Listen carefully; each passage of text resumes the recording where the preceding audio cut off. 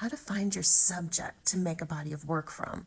This one, in this example, it's something that I organically had around that had meaning for me and showed up enough times that I noticed it. As I'm gearing up to teach this class on building a body of work, I'm thinking about times where I've made iterations, when this has happened organically over time, like I've collected them like a crop, or and there has been an outside force like a deadline or an hour show that lapsed time and made me realize was important and what I wanted to make an iteration of. And this blanket, crocheted by my grandmother Mary, who I had since I left home in my teens, and it's always around. And so it's in many of the images I take as I gather my reference. It has been now in so many paintings, but both in paintings where it organically showed up and in paintings where I isolated it and iterated off of it.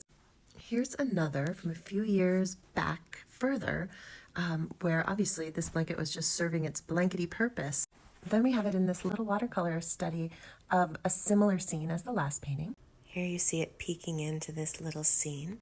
And now we have Matthew reading, and here it is on the bed. This one is the first one from a body of work that I did in 2017, where I had 3 months to make 25 paintings. We kind of had two seed ideas that emerged from that body of work, the red light bulb and this blanket, and I used them both together after I finished Time Traveler and this painting to create the next series, which I'll show you.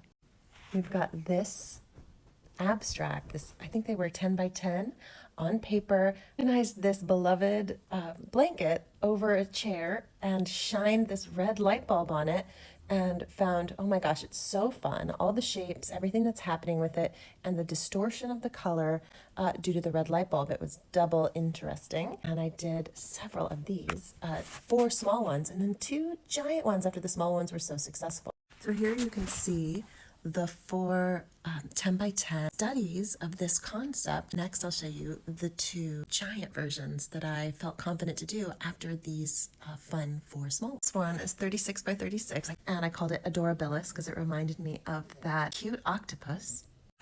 And this one is 58 by 70, and I called it Spectre because it seemed something like a ghost with a sheet on top of it. These were so fun.